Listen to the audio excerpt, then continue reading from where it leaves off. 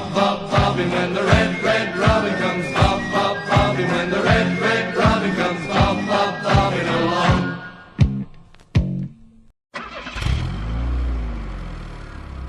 The Robin Pod is powered by Budget Tyres Auto Centre.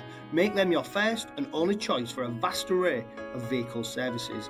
They are a reputable East Hull-based car specialist and dedicated to providing quality services at reasonable prices.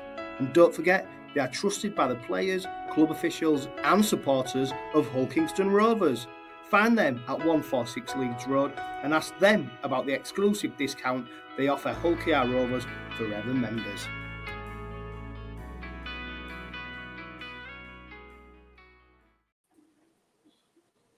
Hello and welcome to the Robin Pod Weekly. It's great to be speaking about Hull Kingston Rovers once again, fresh from a resounding victory over the Catalan Dragons. And of course, the Castleford Tigers are up next on Thursday night.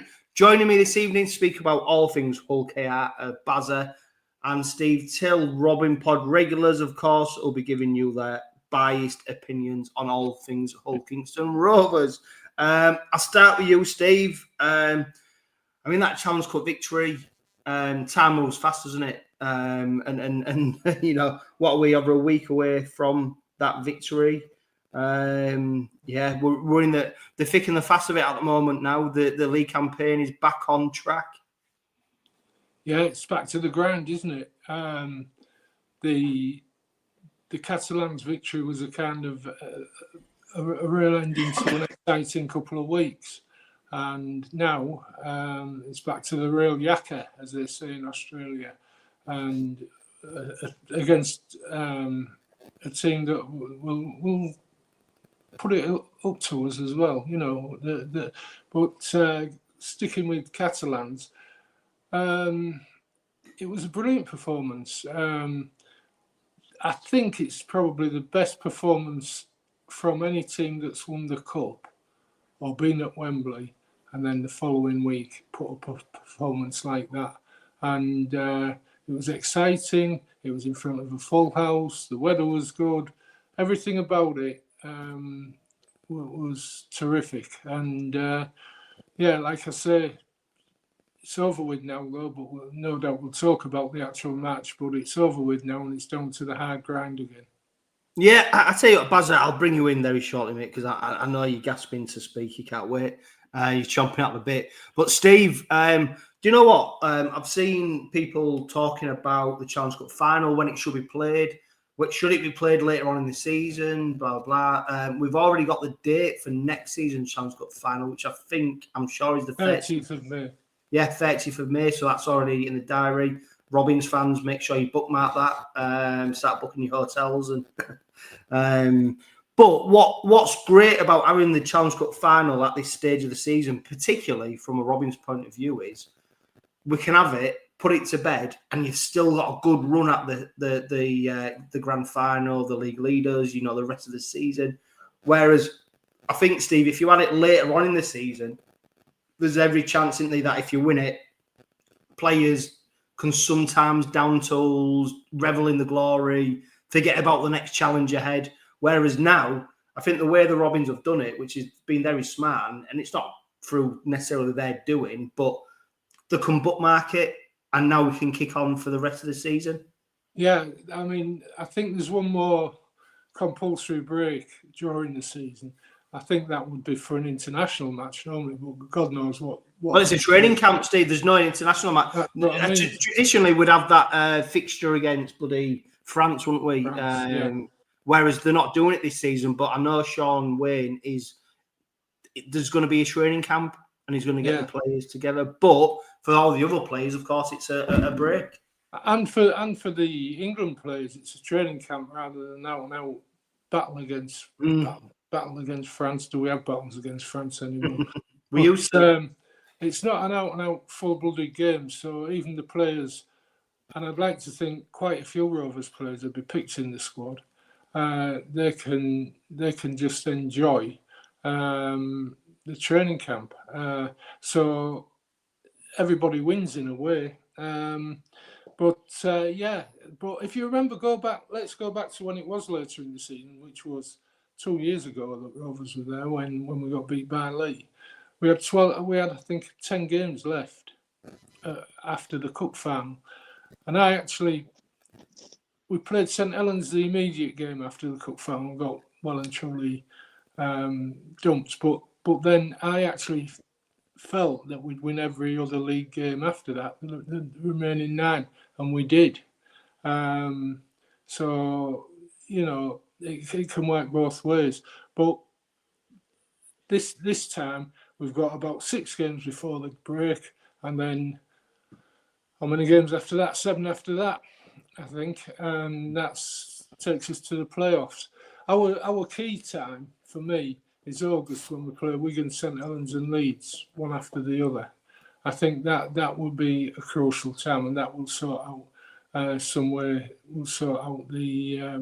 playoff situation or the league standings.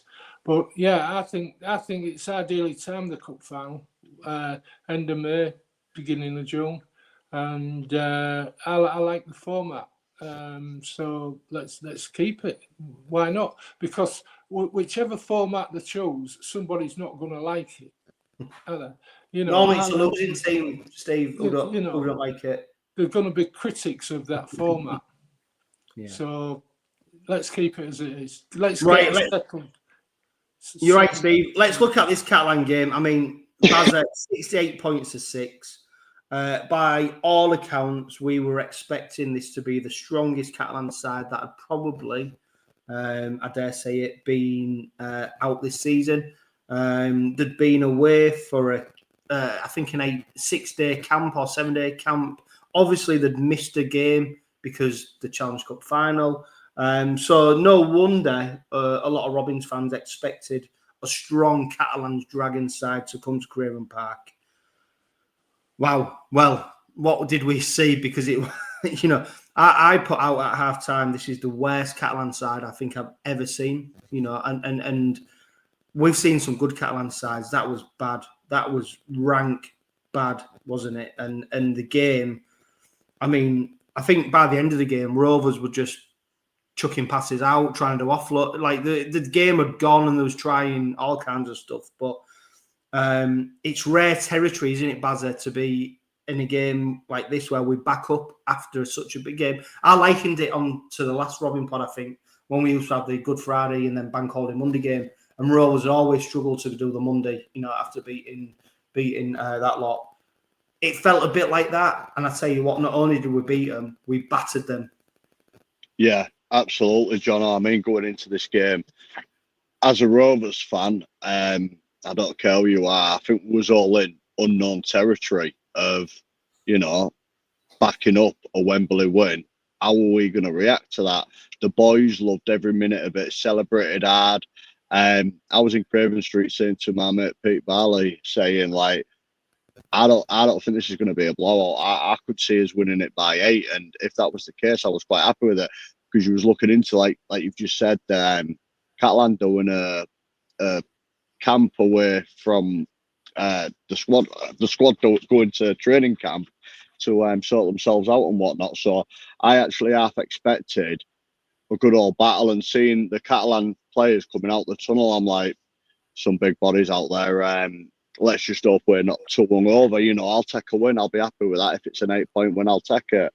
But what Catalan produced was, honestly, I've watched pretty much every game this year, mate, and I've seen more heart and desire in that depleted Salford side than I did on Friday night. It was embarrassing, and I think somebody said Steve McNamara was in the crowd, so he must have been sat up there in the West Stand thinking, Jesus, what has happened to this club where he's given so much time for? I don't know where Catalans go, and you can't even use the excuse of them losing 2 men, being down to 11 men at one point, because in the blink of an eye, it was 18-0 up, and that was when they had 13 on the field. So obviously it doesn't help when Garcia gets sent off and Maria, but mate, it's dreamland for me as a Rovers fan, because no way did I expect it. Again, it was the unknown. I didn't know what to expect. We ain't got the best history of backing up a big win or a crucial win.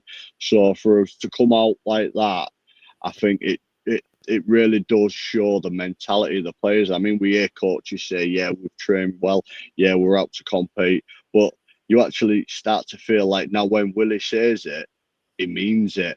And Willie Peters in his post-match couldn't even remember how many points we'd scored. It was more bothered about the try we'd let in. And I think Jack Broadbent said it on Sky, from what I've heard, that he was disappointed. And Jesse Sue today on his pre-match, everyone seems more disappointed with the try they actually let in as opposed to the 68 points they scored. And that just shows the mentality of our boys at the minute, of especially of us going forward. It's unbelievable, mate. Yeah, I tell you what, Steve, we'll talk about some of the specifics very shortly in terms of the tries scored. But I mean, 12 tries, 10 conversions. And then Bazza's right to point out, I suppose the only blot on the copybook was that Cy try, wasn't it? Because it wasn't a Catalan team play. It wasn't anything that they did. It was just a pure moment of magic from one player. And I think Willie Peters and probably the rest of the players were frustrated that for that moment, they just switched off. It was just missing the free breakfast. Yeah, but when you're so many points in front and you think you've got a team well measured, you know, I'm not being funny, mate. Even the best, players can be sometimes afforded the I don't know, not necessarily switching off, but just that, not expecting it. Not expecting it to come. Nobody's perfect, and there was a mistake. Actually, I'm going to go back, quote somebody from way back, Brian Noble, once when Bradford played St Helens. If you go back, and that cup tie when St Helens fielded a weakened team, Brian Noble says we expected George Foreman and we got George Formby. Well, that's exactly what we got against Catalans last week. We were expecting George Foreman and got George Formby, and why that happened, I don't know. It must have been ingrained into Catalans, because we, as Bazza says, we were expecting a tough game. I was expecting a tough game. I think they got 8 start on the Coon, Catalans. So mentally, each and every individual Catalans player must have just lost it mentally, and so it became a group thing. But they were terrible, the worst. Well, look, I think as well, Steve, they look gassed. I mean, I was looking at that 𝗕𝗂𝗃𝗁. Normally your wingers, centres, fullback, your fittest players, they're the ones who go, because you need them or get. After 15 minutes, hands on hips. I think he made one decent run, didn't he, in the first quarter of the game, and then that was it. And he was up against our least experienced winger. Well, I'm going to ask you about him, Steve. Not quite yet, but I'm going to ask you about some of these players, especially Noah Booth, because I know you've got some insight. Bazza, I mean, when you look at the scoreline, of course, 68 points to 6, 38-0 at half time. I mean, you already know the game's done and dusted. And I was saying to my mate Carl, who was next to me, I said, look, Willie Peters won't be bothered about now getting 40, 50. It'll all be about that 0. Now, unfortunately, we didn't quite get over the line with that. But I tell you what, we were so close to doing it. And then the tries we were scoring, some of the rugby league that we showcased. But there's no doubt in that first half, there was 2 major talking points, weren't they? Of course, there was a sin binning of Maria. And then we saw the Catalan's captain, Garcia, just absolutely lose his head. I mean, tell us about the suspension he's received and the charge, because at that moment in the game, quite clearly from the east stand, you saw fists being swung. Admittedly, you saw Minchella swinging a punch at Partington. I don't know what happened there, but he didn't land it. And then all of a sudden, you just saw. I was watching the game, Bazza, and then all of a sudden, Minchella's laid on the floor. And then when they start showing the replays, and it looked worse every time. It's just a crazy moment, really, in the context of the game. It was, mate, and I still can't work it out. I mean, I was down in the well on Friday night, and it looked like there was a bit of grubbiness, a bit of unwanted attention coming on Mini and Mikey in the build-up to that, especially when Maria got sent for 10. So I think words had been said, and it had just spilled over. Something had happened a couple of sets before. What? I don't know. But when the incident with Mini, it was just a little push out, you know, and there was nothing in it. We see it week in, week out. Every team does it, you know, a little push to the head, a little push to the shoulder or whatever in the ruck. It happens, right? And the difference between two captains, Elliot Minchella, OKR captain, Ben Garcia, Catalan captain, one's professional and one ain't, because Mini kept his head. Ben Garcia was not leading by example. And, you know, it blindsided him. It was a cheap shot, right? I half expected Mini maybe to get 10, you know, because we saw his arms going out. It didn't, thankfully, and he didn't even get cited for it. What I can't get my head round is the match review panel referred him to tribunal for today with a grade E charge, which is a minimum of 6 games. Now he's got a 4-game ban. Now, it was it 3 weeks ago? Jamie Shaw, pretty much the same incident for the 𝗀𝗂𝗀𝗀𝗀, 6-match ban. So you just want a level of consistency. Now, for that to be reduced to 4 when the initial charge is a minimum of 6, I can't work that one out, whether he's owned up to throwing punches, but if they've reduced that by 2 games because he said he got provoked, then the RFL are opening themselves up now for a free-for-all. You know, don't get me wrong, we do like a bit of biff in the game, but that was just lunacy. That was lunacy what Ben Garcia did, you know. I don't even think I wouldn't accept it if it was any of our boys, unless it was justified. And for me, it wasn't justified the way he was swinging. It was totally out of order. I mean, Mikey, poor sod, he ended up with a big shiner for it. But no, I think the RFL have let themselves down by reducing it to 4. But will Ben Garcia learn his lesson? I don't know. Why did he do it? Is it frustration for the Catalan team? We don't know. We don't know what goes on in that camp. But either way, that's been stamped out of our game for some years now. And I know the Australians have seen clips of it and they've absolutely loved it. But yeah, it's not needed. It really isn't. Just my opinion. Yeah, I suppose, Steve, on the plus side is that, I mean, Tom Grant, to be fair, who I think had a decent game, he dealt with it on the pitch. You know, we see some match officials will put things on report and let someone else deal with it. And ultimately, you know, I do think that Garcia, he left him nowhere to go with a red card. What was frustrating for me is it wasn't Garcia and Minchella going toe-to-toe. It was a sucker. Well, it wasn't a punch. You know, I put out it was a sucker punch. It was a sucker slap. So if you watch it in slow down, it wasn't a clenched fist. I think that went down. I think that was probably part of the mitigation, that it wasn't a clenched fist. But there's no doubt, Steve, if someone comes from the side or from behind and whacks you in the face and you're not expecting it, that's totally different from going toe-to-toe with someone, innit, face-to-face and both going at it. I think if they had both gone at it, if it had been the two of them face-to-face, they'd have got 10 minutes each. But you can't throw a punch, you know. And you say the referee, a lot of referees that have put it on report, I think every referee would have had to use that as a send-off. It's an immediate send-off. Yeah. But I think you hit the nail on the head, Bazza, where you said Garcia was frustrated by his teammates. Garcia was putting every ounce of effort into that game, and suddenly he finds himself 18-0 down and looking at his teammates and saying, is somebody going to effing work? Yeah. You know, and, you know, I think that was the frustration Garcia had. It was stupid. He'll learn by it. He's a decent player, good player. I like him.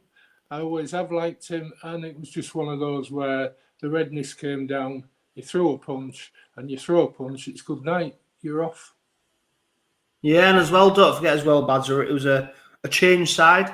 You know, it wasn't the side that lined up at Wembley in the Challenge Cup final. We saw 𝗕𝗂𝗏𝗀𝗧, of course, come back. I mean, I was so gutted he didn't get a try. He kicked so well. You know, I was desperate for him to go over. Played so well. I think he made close to 180 meters. You know, well, sorry, Johno. I think the biggest surprise of that night was 𝗃𝗃𝗀𝗃 not getting over. Of all people, it was my biggest surprise. 𝗃𝗃𝗀𝗃 didn't get over. Yeah, and of course, then we saw Eric Dorroy back in the lineup. We saw Bill Leyland, and then we saw Noah Booth. I mean, Noah Booth, Steve. I know you know family, and you've seen his journey. I remember you mentioning to me, "Oh, Rovers going to sign him." I think you are, you know, as much as us as supporters are surprised. Probably you're a little bit surprised the acceleration in terms of his ascent to the first team. Not only having the odd appearance, he's now actually he's the next cab off the rank in terms of those centre. And also when he plays, what I loved not only was his try, was the assist that he what he gave. I think was it Broadbent. Yeah. You know, if you remember in that move, Noah Booth had to catch the ball behind his shoulder, didn't he? So he's caught the ball behind his shoulder, straightened up, gone for the line, knew he wasn't going to get to the line, but knew there'd be somebody inside it and slipped the ball. That is a maturity beyond his age, you know, in my opinion. And I know that a lot of Rovers fans are going the way I've felt about him. He's become a talking point in a positive way. And I'm so pleased for him because, you know, whether it be Burgess is in the 21 now. I'm assuming he's back. He's going to be back from that whatever injury he had. But you know that if Burgess or Davis or even one of the centres became injured, then we've got somebody who can step in and produce, you know, a good performance. And I think the future is so bright for him. I've said all along that the kid's going to become an international. And I will, you know, I hear about other clubs that have got decent wingers, but that finish moves. But Noah Booth creates moves as well as finishing them, and that's the sign of a maturity for a 20-year-old. And after a pre-season for Rovers next year, he's going to build. You know, he's an athlete anyway. You can see the shape, his body shape, but he'll build that up even more, and the future's bright, like I say. Yeah, great to see him in the team, and of course he's not letting anyone down. Certainly, I mean, when you go through all the tries, Badger, you know, I could go through if I went through every try, I think we'd be to about like the last Robin pod, probably 2 hours. For you, what was a pick out of the tries? I mean, I like the Lewis one just before half time when he chips it over. I mean, don't get me wrong, there was a lot's been made of the Catalan fullback. Since 𝗕𝗂𝗏𝗀𝗃𝗀𝗃's departure and how he came in, and I tell you what, he didn't have a great game though. He didn't cover himself in glory, but he's a young lad. That's the thing. Yeah. He's probably been propelled into a position he didn't necessarily expect to be in. I don't know, Bazza, what was the try of the game for you? I'd like to say Tyrone, just because for Tyrone it was well earned, but I think my favourite try of the game, because it come out of nowhere, was the one what Steve Till was just on about, the way Noah caught it, plucked it out the air. And I mean, he could have got a bit of white line fever and tried to go for himself, but he didn't. He had the support there, and you'd think Broadbent and Noah both have been playing together all year. The way they was hanging off each other's shoulders, they knew where there was. So for me, I think that was one of my favourite tries of the night, because it literally come out of nowhere. I thought it was going in touch, and next thing you know, the ball pops up, mate. It was magical.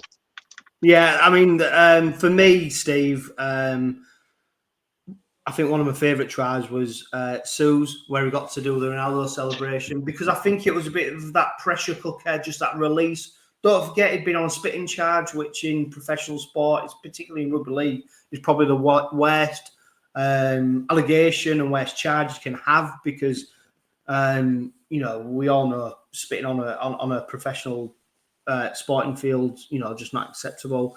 Also, when you factor in the character of Jessie Sue, you know, he's an absolute giant, but he's one of the most gentlest people you'll see. So I imagine that would have hit him hard to have that threat hanging over him, and the fact that he's then been found not guilty.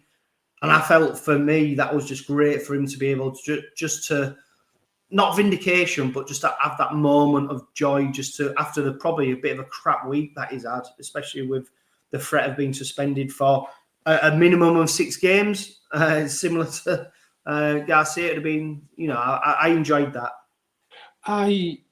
Going back to the incident, I was a bit perplexed at 𝗬𝗓𝗲. You know, he went down massively in my estimation, because the referee said to him, "Are you sure? Do you want to go ahead with this?" And he said, "Yeah." When it looked pretty, I mean, he said he's spitting. If it's spitting him in the face, yeah, but it's spit out and it's connected with his shirt, you know.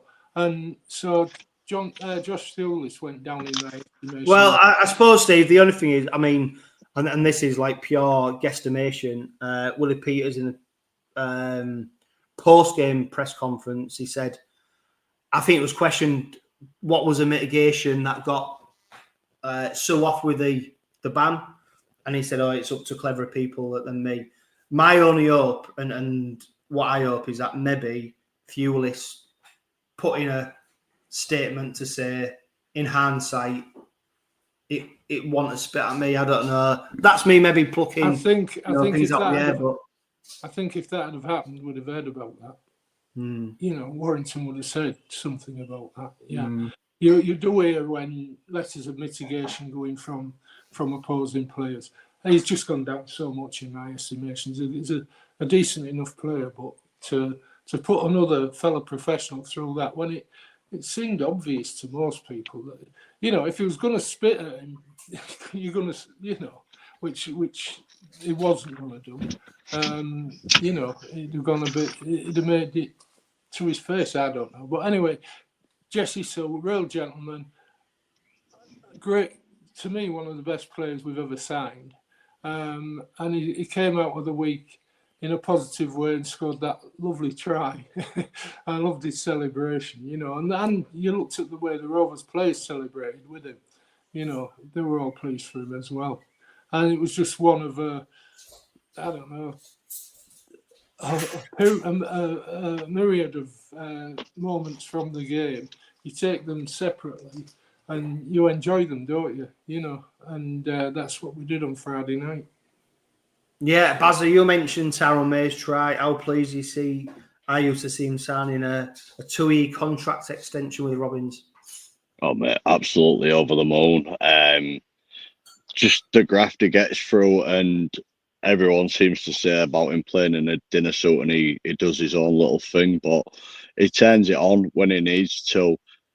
Tyrone will have his off game. Every single player out there has an off game, but Tyrone's off game seems to get spotted more because people don't really see the work, what he does. They just seem sort of like wandering around like he's not bothered, when he really, really is. And for an halfback to tackle like his, I think he's got to be one of the best tackling halfbacks across here in Super League.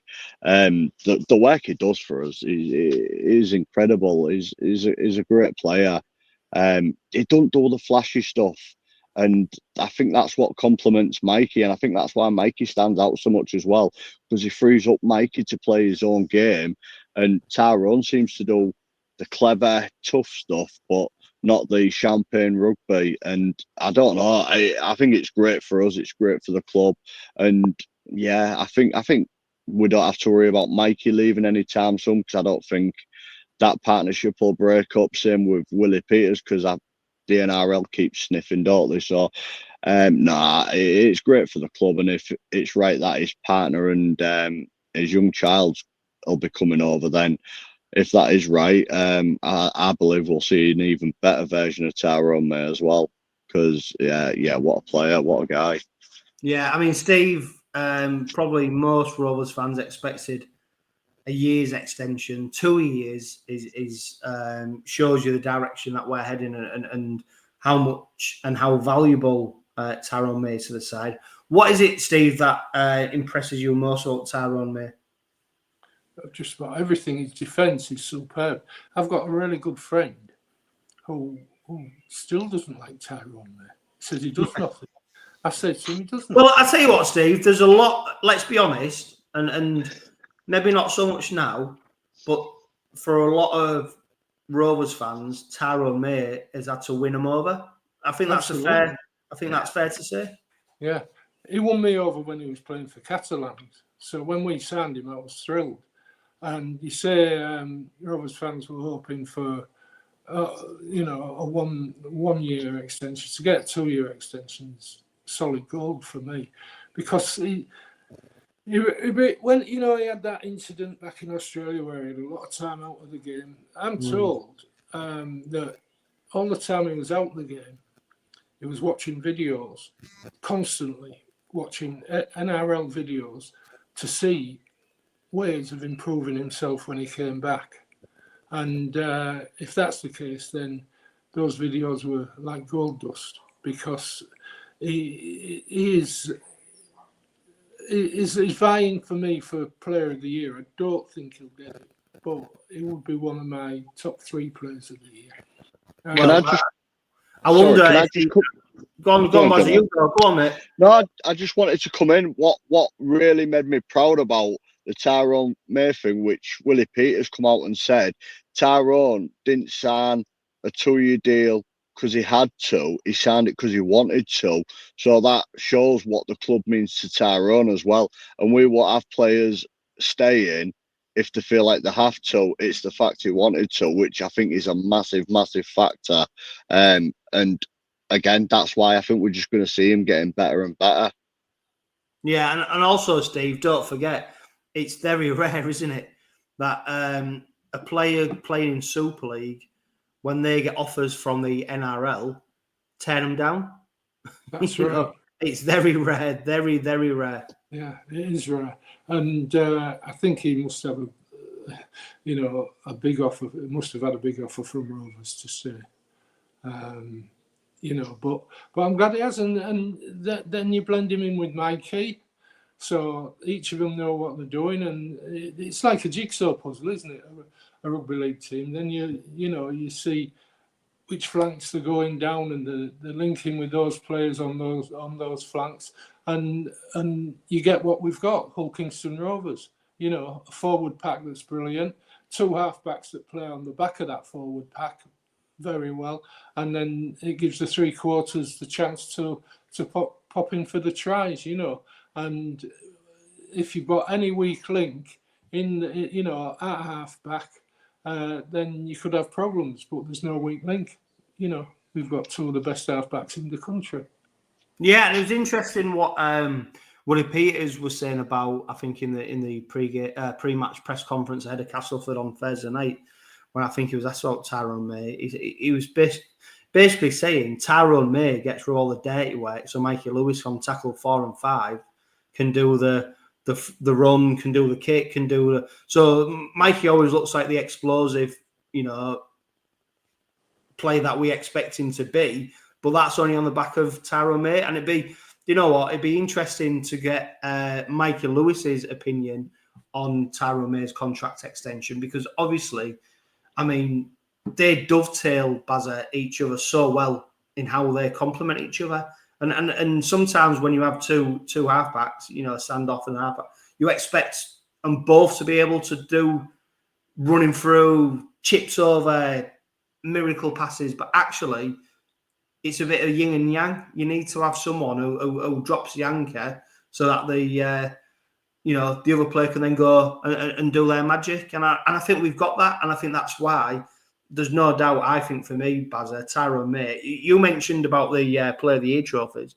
It'd be interesting to, well, I tell you what, on the basis of the bus parade, I've got no doubt Dean Hadley's probably going to get Player of the Year, player. But I reckon Tyrone May will be a really close second. Yeah, definitely. Definitely. Going back to that yin and yang thing you've just referenced, you want to see Tyrone, I think, against Catalan, I think he tackled 28 times You know, and in that one game, tackling blocks, twice the size of him. What other halfback does that? I mean, you look at the Wembley, you know, Mark Sneyd won't getting stuck in things like that. George Williams was a bit reluctant to. Then you've got Tyrone May throwing his body in front of absolutely everything, absolutely no respect for his own body. And it's just the way he sort of like trickles across the line, looking for a gap, looking for an opening, and just a little something off the cuff. But again, doing the hard stuff on tackle 1 and 2, to free Mikey up, to let Mikey do what he does. And yeah, when Tyrone does kick, he's not the best infield kicker, but he still gets us down the field as well. And again, there's so polar opposites, and I think that's why they work so well. But Tyrone's not the only great halfback defense wise, because I think this year Mikey's defense has improved tenfold this year, and I think they are actually learning a lot off each other, and the chemistry they've got at the minute it's phenomenal. It really is. Yeah, I mean, Steve Bazza's right, because a lot of times Mikey Lewis was the weak link in terms of defence, because it was quite a slight character as well.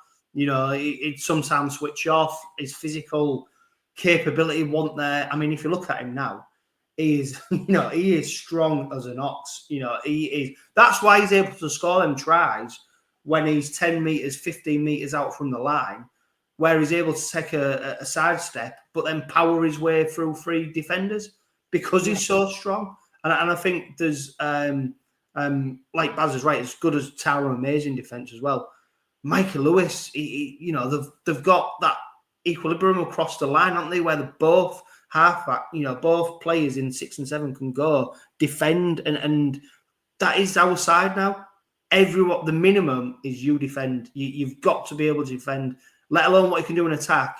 Your minimum is your defence. Yeah, I mean, Mike has built his upper body strength. I was looking at some videos earlier today of when he, when he first signed, when he was with York, and his upper body strength is totally different now to what it was then. And it reminds me of a player in the past that was a great player for Great Britain, and in Andy Goodway.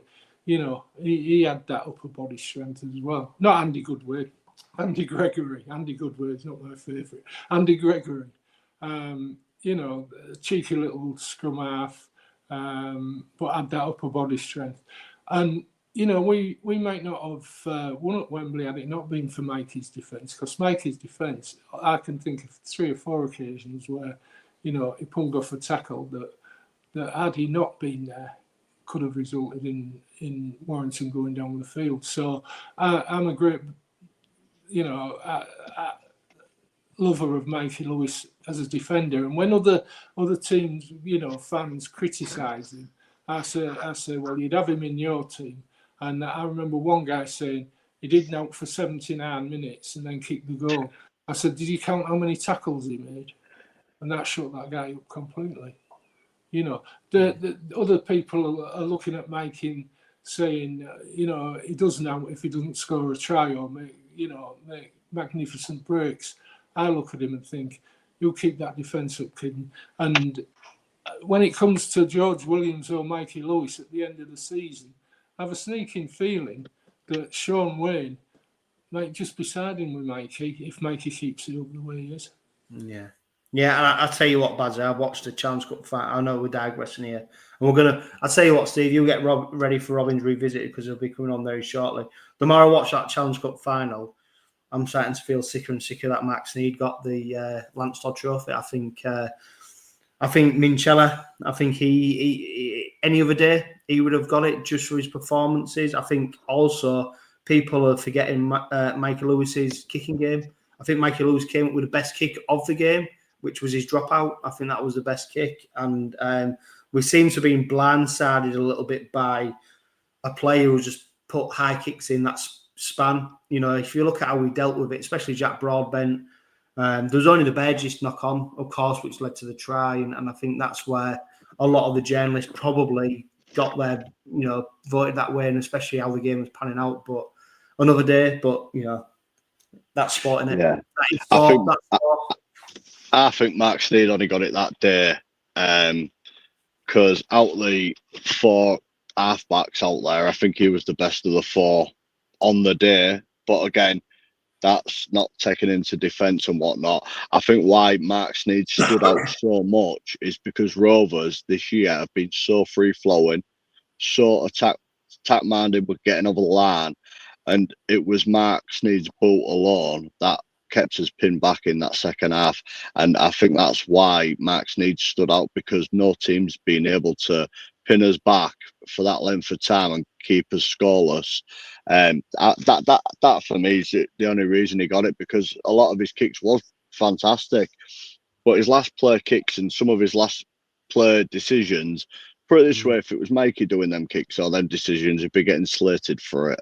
Mark Sneyd made a few bad calls in that game, kicking too shallow, even daft as it sounds, not even going for the drop goal. So as much as he did get the Lance Trophy, did he deserve it? My opinion, probably, because he single-handedly pinned us back with his boot. But I think he also cost Warrington the game that day as well with his game management. So should he have got the Lance Todd? Because, again, you look at the likes of Elliot Minchella, people say Mikey went missing. 60, 70 metre dropout, kicks under pressure for such a young man? No, it was fantastic. And Tom Davis with his kick returns as well, he could have been a contender. There was a few, mate, but it's gone now. We got the one that mattered, kid. Exactly. Right, Steve, we've got Castleford up next, but before then, let's bring Robins Revisited.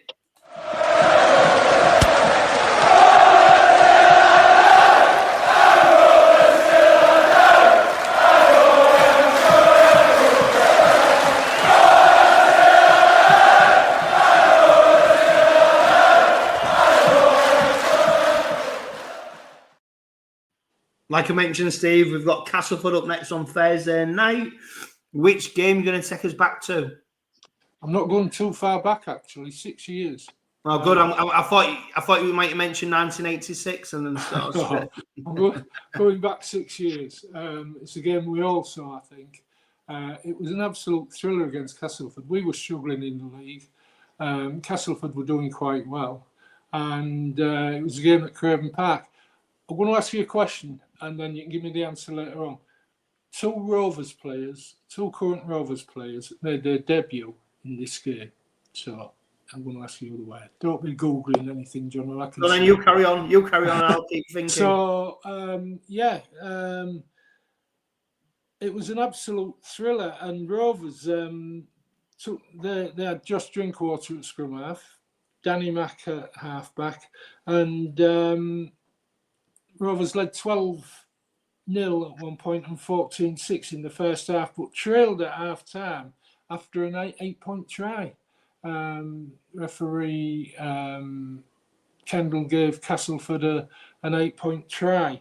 And they scored from attacking kicks. Peter Matauti touching down his own grubber, while John Rankin took Jake Truman's little punt, if you like. He never touched the ground, but Rankin scored the try. So it was Matochi's second conversion that cut the gap to just 2 points, and they went in front for the first time 6 minutes before half-time when James Clare gathered another kick from Truman and went over the line. So Rovers were behind. It was a crucial game because had Rovers lost this game, as it turns out, they would have been relegated. That's how crucial the game was. And they were pressing for an equaliser in the second half. And Matautia pounced on a loose ball, and Castleford was suddenly two tries in front. So that's when 𝗂𝗃𝗀𝗃 went, he scored 2 tries in 4 minutes. It was 26-14 to Castleford, and 𝗂𝗃𝗀𝗃 went over for 2 tries. He finished off a break from Chris Atkin, who will be playing for Castleford on on Thursday, finished off a break from Chris Atkin to score his first, and then he beat 𝗂𝗲𝗄𝗧𝗿𝗲. Do you remember him? 𝗂𝗲𝗄𝗧𝗿𝗲 at Castleford. To regather 𝗂𝗂𝗃𝗃𝗃. That's it, yeah, to regather the ball from Maguire's high kick and force his way over for the second. So Shaw kicked his 5th goal, and it set up an absolute frenzy of drop goal attempts in the last 15 minutes. The scores were at that point 26-26, I think it was.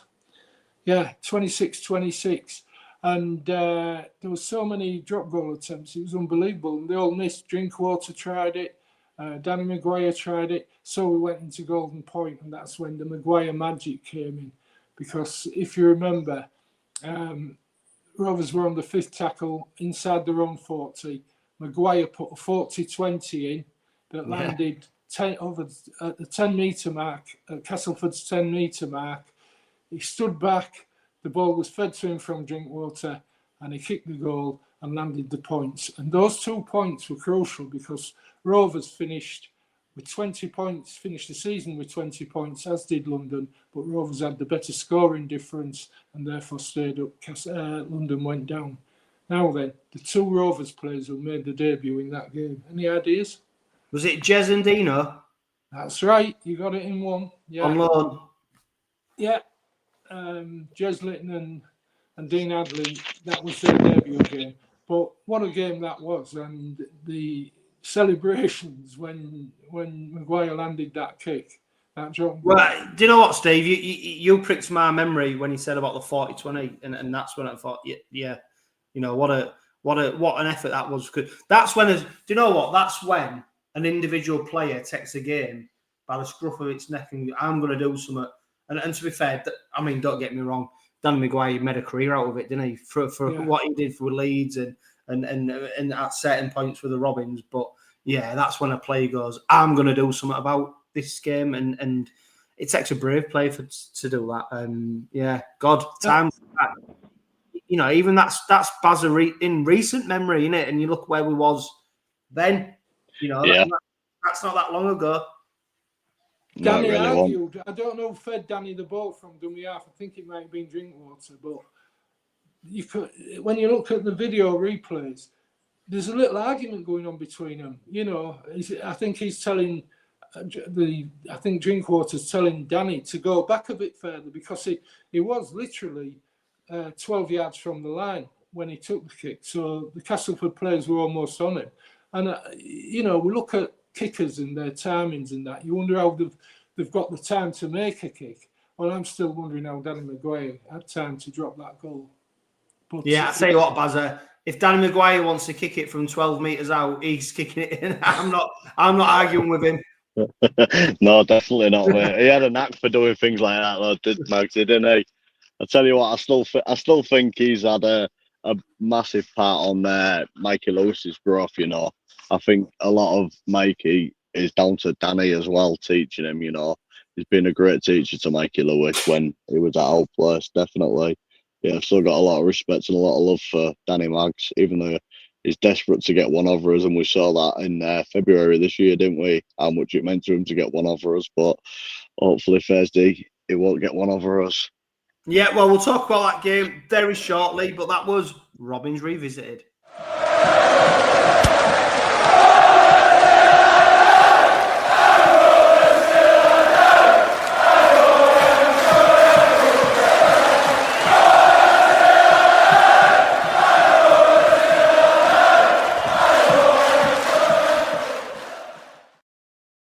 I'll tell you what, before, Bazza, we talk about Castleford on Thursday night, news breaking today, so as we record this, it is Tuesday. Tom Whitehead from Warrington, apparently we're in for him. We're paying a transfer fee to bring him in for 2026. He's also gone out on loan, as we record this, to Salford on a 4-week loan deal. He's played 28 games. He's only played 2 games this season. He's a back rower, a ball-playing back rower. I must admit, he's not a player that I've seen a lot of, you know, for Warrington. interestingly as well, Bazza, it's at the same time that AJ Wallace has gone to Toulouse on a season-long loan deal. I think 𝗬𝗂𝗧𝗏 has admitted that he's basically gone on that loan to put himself in the shop window. So in terms of the squad, it's almost like a like for like. I mean, AJ Wallace, he's never really had the opportunity, and maybe he's never presented himself to be given the opportunity. But Tom Whitehead, I don't know. I don't know where he's a player, isn't he? But I don't know where he's going to fit into the side sort of in 2026. Well, going on to AJ Wallace, mate, it's one of them. Willie Peters has standards, and if AJ can't meet them standards or it's an attitude thing, then, you know, wish him best of luck. As for Tom Whitehead, I didn't know much about him. I know I've spoke to a couple of the boys from Super League Raw, and by all accounts, he made his debut for Wire in 2022. Daryl Powell gave him his debut, and a few of the Warrington fans are a little bit upset by this. Apparently, he's a really, really big unit. He's more of a prop than a back rower. Again, we don't know. We don't know much about the lad, but I think he's played about 9 times in total for Wire. But every time he's had a really, really good stint. And from what I heard earlier from one of the chats, Daryl Powell was actually sniffing round him for Wakefield. So for us to come in and grab him at the right time as well, I think it's brilliant. I mean, 𝗬𝗂𝗏𝗏, he's fast becoming a fan's favourite. Now, he was a Warrington product, so they are producing them, but unfortunately they're producing them, we're taking them, and they're signing the 30+ has-been, so they can carry on doing that if we're going to get another 𝗬𝗂𝗏𝗏like player, because, again, he's another Warrington product, and he's got Art of a Lion as that lad. So, yeah, I think it's good news. A lot of people didn't really know much about Noah Bulff. You know, when you mentioned Noah Bulff, people just thought, why we're getting a player from Hunslet, not knowing that he was from Wakefield. And look what a signing he's turning out to be. So we've seen the good and the bad. So I think it's only positive, because, like, we've signed Rhys Butterworth in the past with high hopes, didn't make the grade, off he went. You know, and it was kind of the same with Noah Bulff. Nobody knew that about him. But, again, he's going to be another fan favourite, 𝗬𝗂𝗏𝗏. So I trust what not just Willie, but the club's doing. So I think it'll be a good sign, especially if the Warrington fans are a little bit upset that they've released him. So, yeah, it's only good news for us. Yeah, and Steve, I mean, a player who's not featured that much with the Robins, of course, we're signing from London Broncos. Lee Kershaw, it looks like he's suffered an ACL injury. I mean, the best hope is 6 to 7 months. The worst case scenario is 9, maybe 10. Of course, he's not a player who's featured that much for the Robins this season, but for any player in rugby league, let alone a Robins player, you know, it's the worst type of injury, isn't it, for him? Yeah. He's been desperate to play Super League. You know, he begged Leeds to give him a pre-season, let him go training pre-season.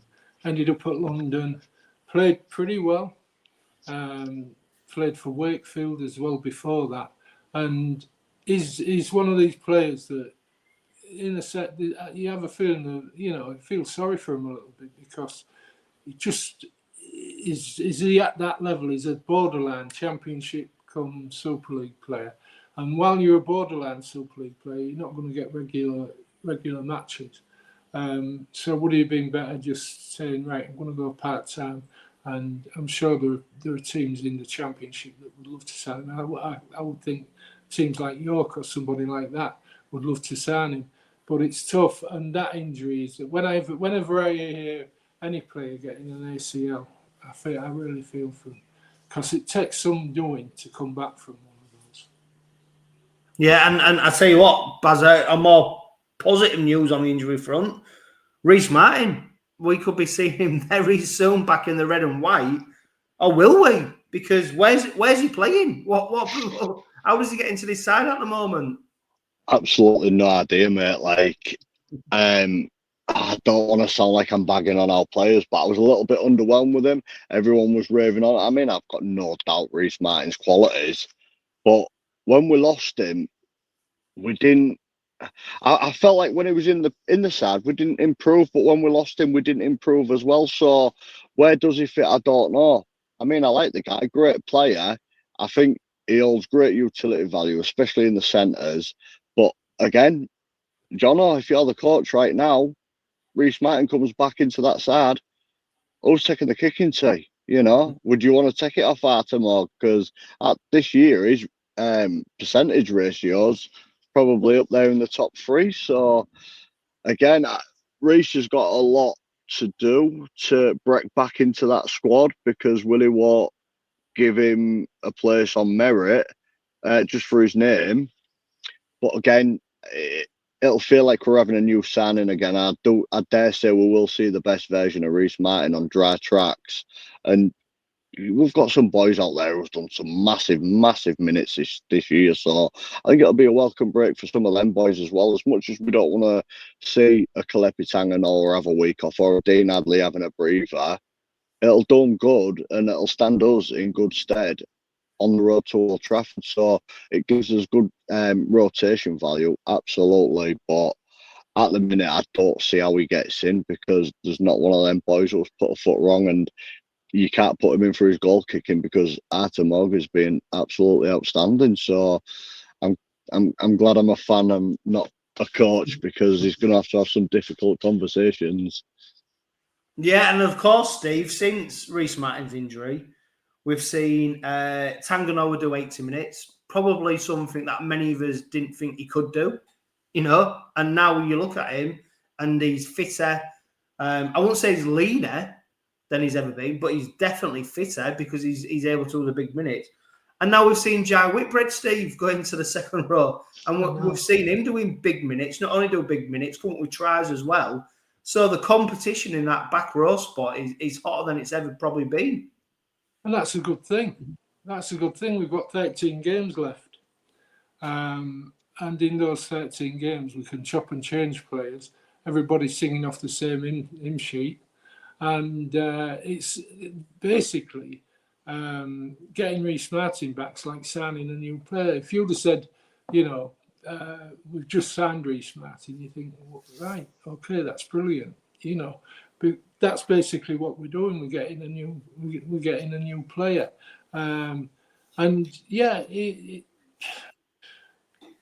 13 games left at the toughest time of the season. You need every man in the squad, and so I look forward to when he does come into the team. I look forward to watching Willie Peters' method of choosing the team, and if we can put players in like 𝗲𝗏, skipper of Papua New Guinea, you know, if we can put those kind of players in, we're in a good spot. I can think of other clubs that I'd love to be able to do it. Yeah, and I do think, I've mentioned it on the Robin pod, I do think that there's certain players in the squad that when they're fit, they don't tell Willie Peters to play in, but they are playing. There's some who would just go straight into that side. If they put their hand up and say that they're fit to play, they play. There's no two ways about it. And I think 𝗲𝗏, captain of Papua New Guinea, of course, you know, tremendous record at Leeds. He's kicking, you know, I think he fits into that bracket of players that just play. What I do enjoy though, Bazza, and this is, I mean, Willie Peters, he's an absolutely phenomenal person. How he's been able to grow this side and cultivate them, is that how there's a maturity about the players. So, for instance, Sam Luckley not playing against Catalan, he'll take that, he'll understand that, and he'll know it's for the betterment of him, because he'll be ready for the next game. And I think the greatest quality of a coach is not how you produce a good team, it's how you produce a great squad. And I think that's what we've got. We have got a great squad. Every player knows their part in the team. Some players know that, of course, they're not there to play every week. Some players, I dare say, like Danny Richardson, know that they are the backup players. But their job is just as equally important as someone who plays every single game. Because if Danny Richardson starts kicking off and moaning, he has a detrimental effect on the rest of the players. And I picked Danny Richard not for any reason other than just a name, but the way Willie Peters has moulded that squad, where every player is genuinely just happy for the next player to be playing and achieving the success. I mean, that's phenomenal to be able to do that. And like I say, when you see the players, especially on Friday night, when you saw them celebrating the Challenge Cup victory, which I must say was a very special moment after the Catalan victory, all the players were reveling in it. The squad was reveling. It wasn't just the players who were on the pitch. It was everyone. And like I say, that is, for me, not just a sign of a great coach, but just a great man manager. And I think Willie Peters, his trajectory and what he's doing for this side, I mean, you can't say it's unrivaled, because there's coaches who have gone before him, well, there's one coach ultimately who's gone before him who's done great, but do not what we're doing at the moment and what he's doing at the moment. Yeah, it's phenomenal for me. I think what a lot of it is a great man himself. He is a great person, and that spills out onto the players. His respect, his honesty. He has communication with everyone. He never single-handedly takes credit for anything. He always makes it clear it's not just about Willie, it's about every one of them coaching staff, every member of staff at OKR, every player, every squad player, and everyone is involved. He involves everyone, and there's just such a level of respect. I mean, I listened to the Danny Ward on the Bench podcast, which I don't know if he was going to get onto, but yeah, go on, carry on, mate. Just to have that insight into how they all communicate, and it's not just always about rugby. It's how the boys doing off the field. You know, if they've got any issues off the field, you know, Willie will talk to them. You know, it just oozes respect, and not just from one player, but any player.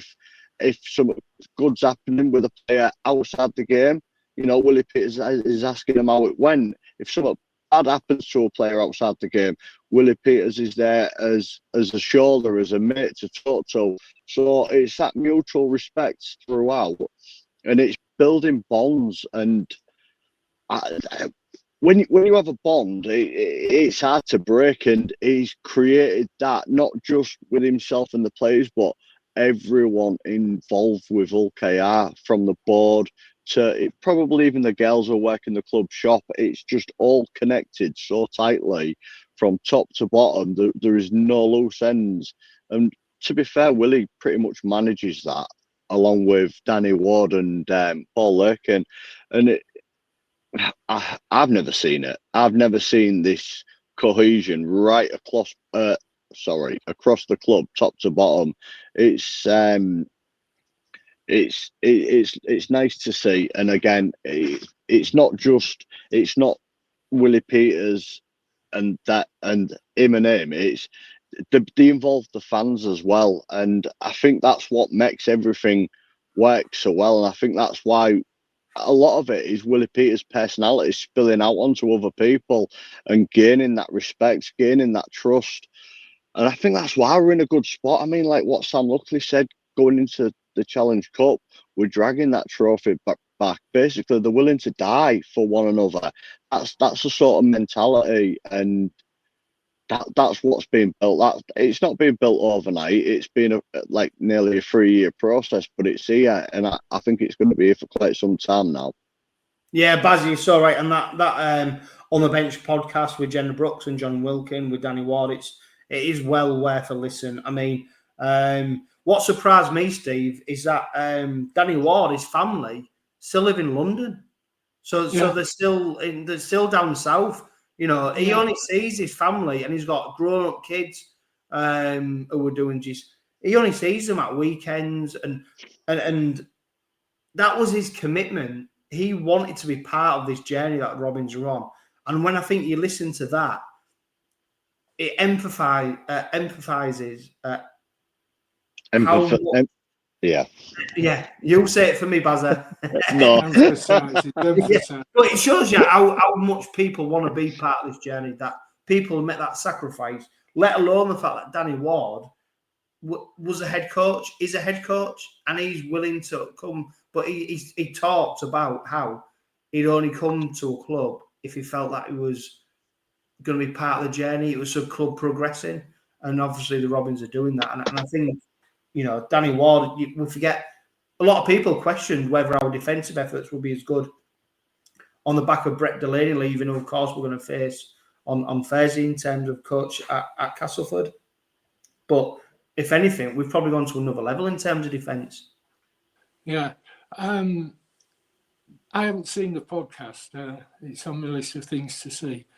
But I did know that Danny Ward was not going to be moving from London. His wife's got a terrific job down there. And I think he was with, was it Rosslyn Park? Yeah, that's right. From the Broncos to Rosslyn Park. And it looked like we'd lost him to the game. So for him to come up to Rovers and convince Willie Peters that he'd got the right attitude as well, it speaks volumes for the man. I remember his old man playing. He was a good bloke as well. Well, I'll tell you what, Steve, it's well worth a listen then, because he mentions his old man. And he mentions about the Challenge Cup final and winning the trophy. So it is, honestly, people watching, listening to this, I'd urge you to find it out, because it is a great listen. And I think Bazza said about Willie Peters being a good man.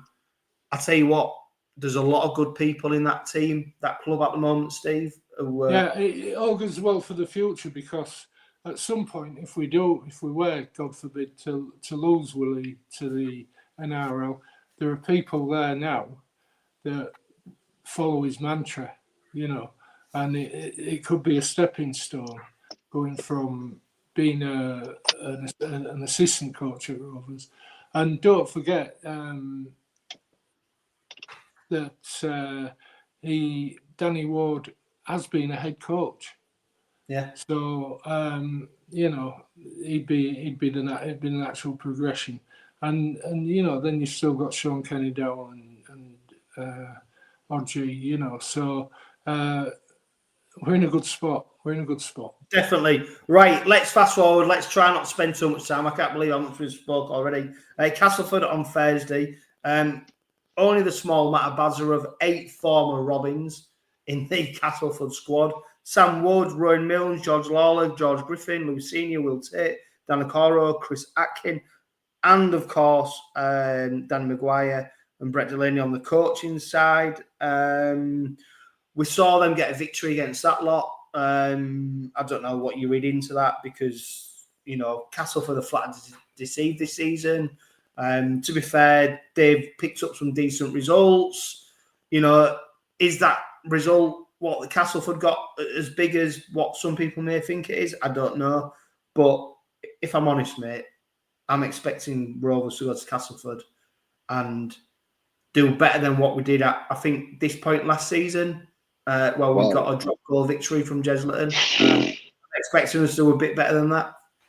Well, it's easy to go into it complacent. I mean, look at that lot over the river. They all went into it complacent and come unstuck. I am expecting a win. I'm not expecting an easy win, especially on that narrow pitch with the crowd on top of the boys.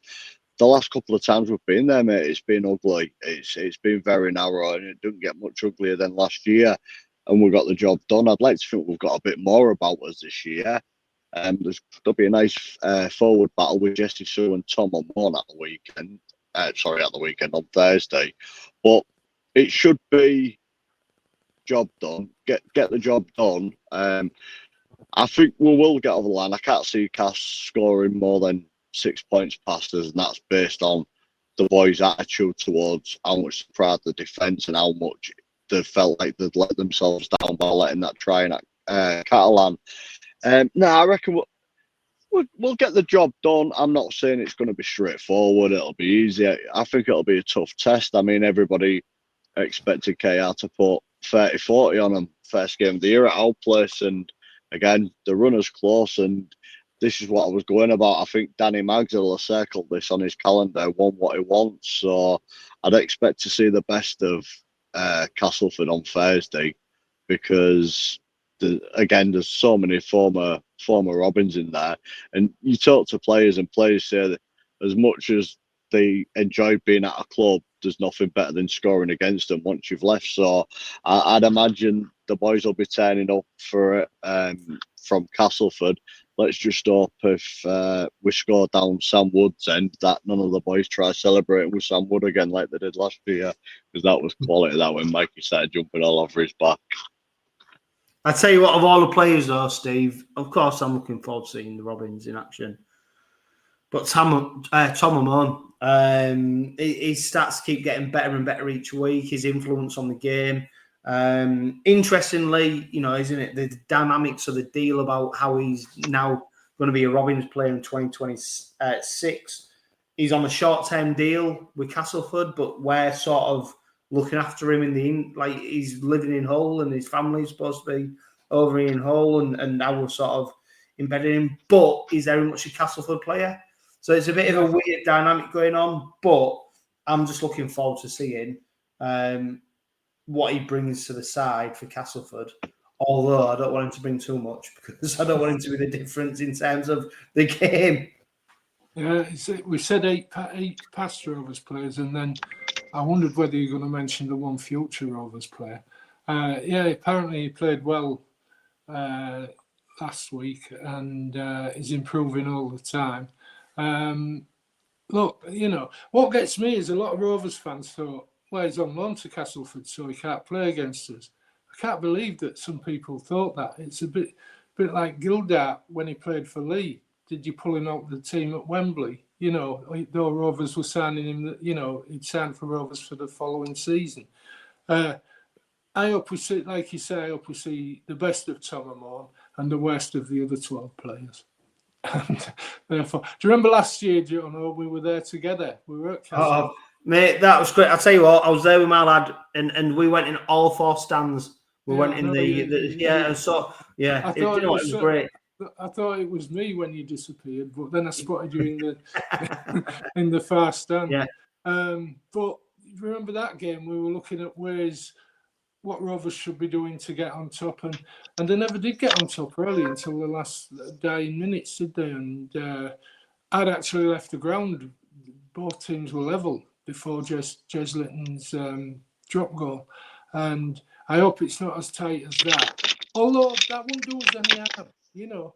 As long as we win, if we win ugly, we win ugly. It won't do you any harm to have a really tough, hard game. It keeps you focused for the next game, which is Wakefield after that.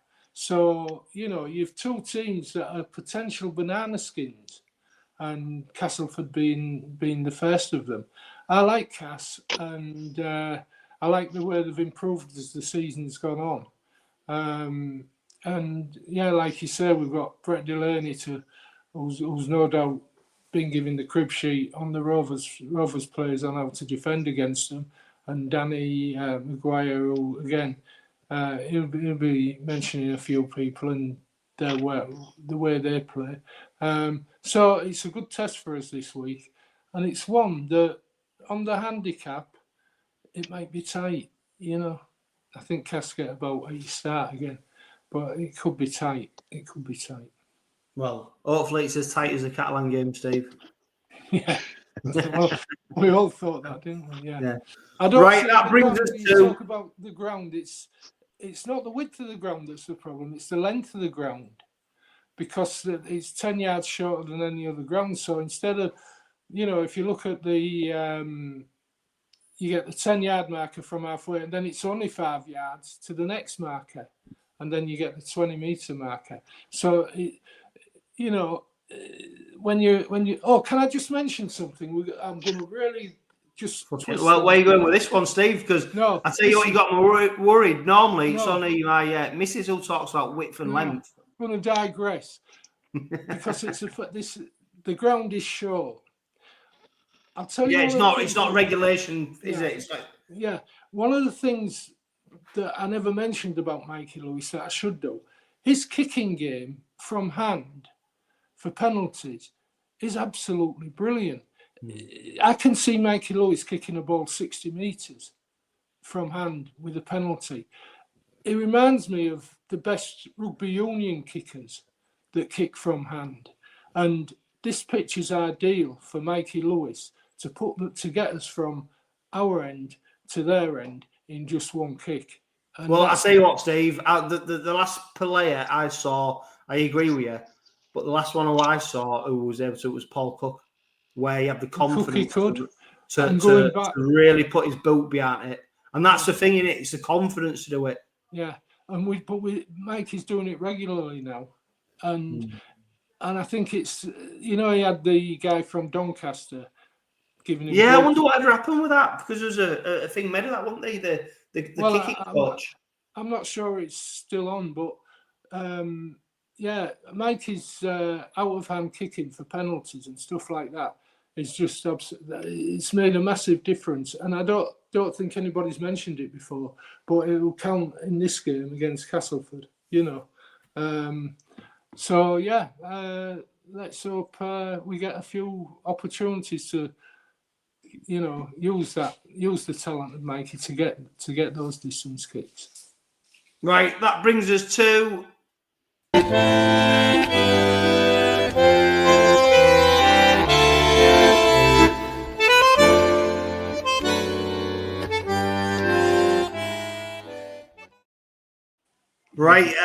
Pat O'Connor on Facebook.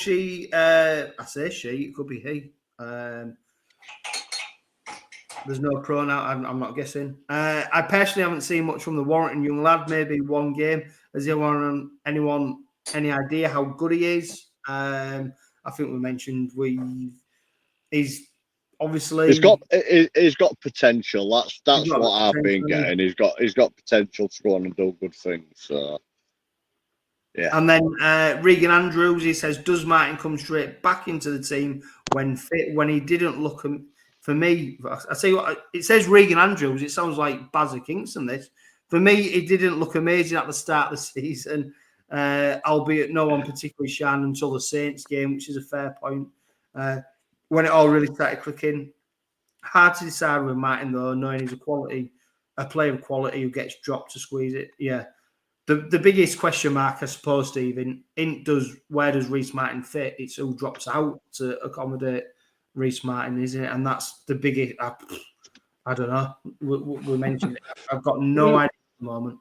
It'll be in the 21 every week, and then it'll be Willie Peters decides needs a bit of a rest. You know, I noticed Leon Ruan's been in the 21 the last two games, so you know.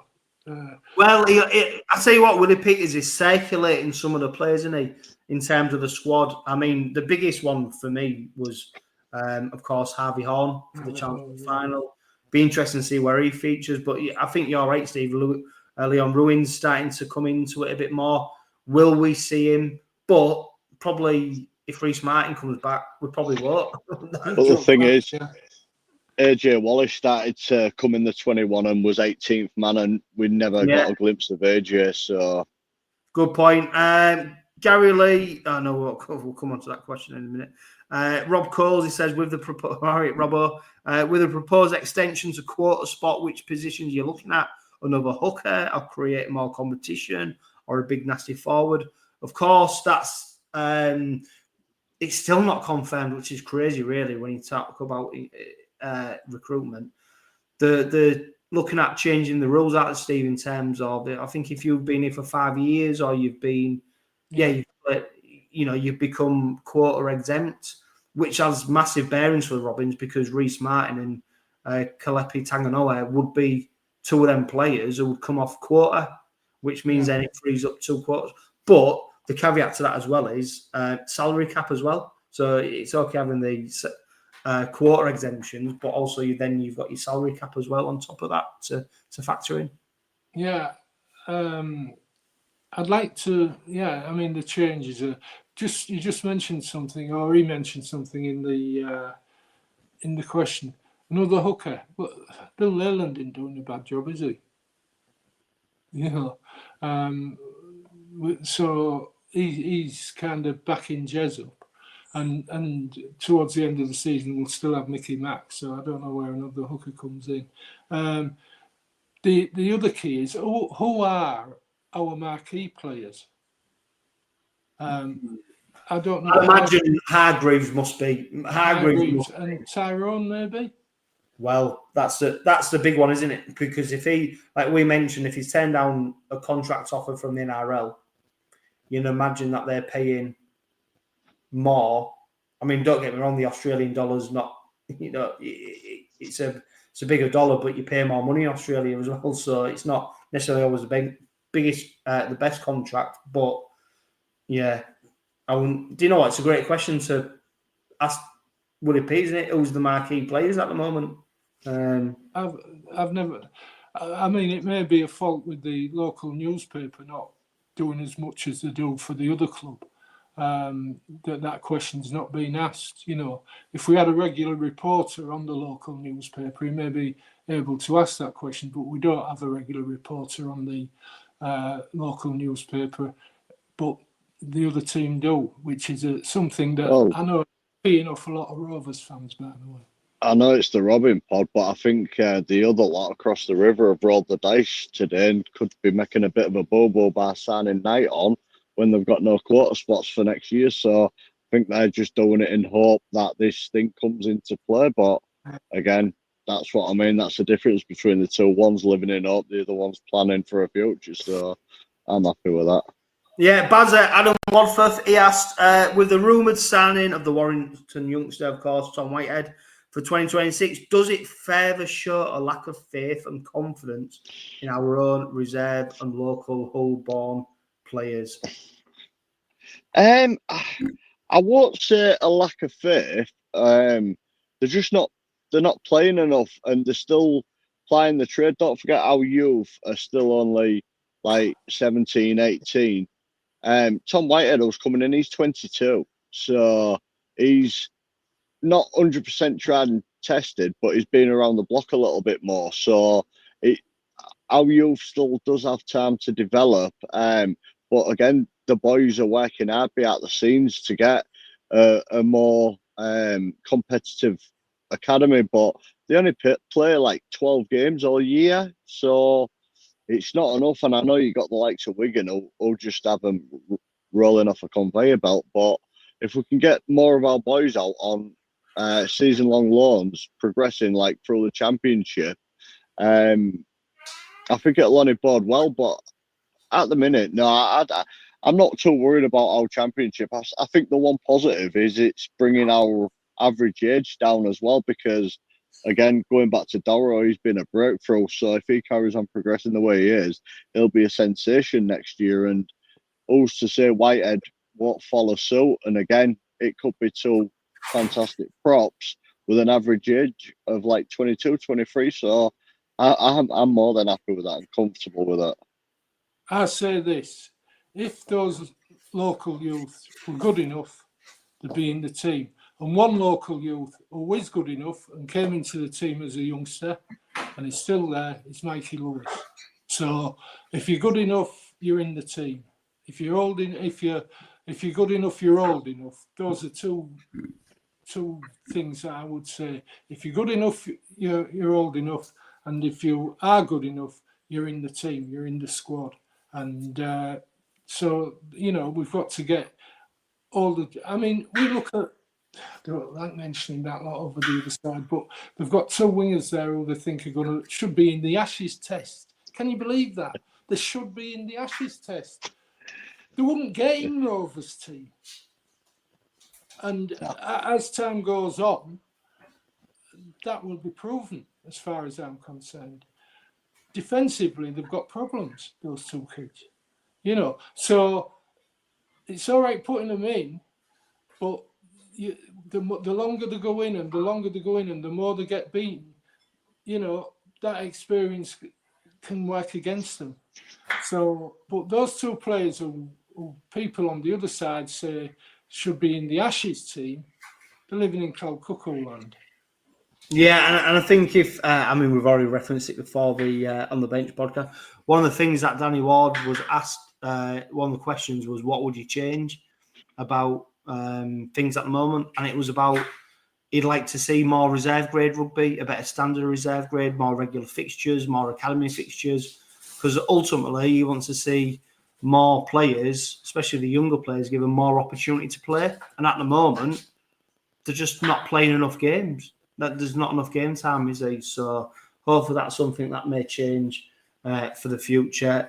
Gentlemen, it's been a pleasure as always. Appreciate your content and getting involved with the Robin Pod. If you go into the game on Thursday night, remember to be loud and proud. And don't forget as well, the Ouse Bridge is down to one lane. So it's going to be an interesting journey home down the M62 as it is always. But for now, live, love, laugh and be happy. Singing a song when the red, red robin comes bob, bob, bobbing. When the red, red robin comes bob, bob, bobbing. When the red, red robin comes bob, bob, bobbing along.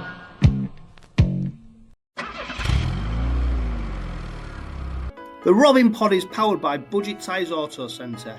Make them your first and only choice for a vast array of vehicle services.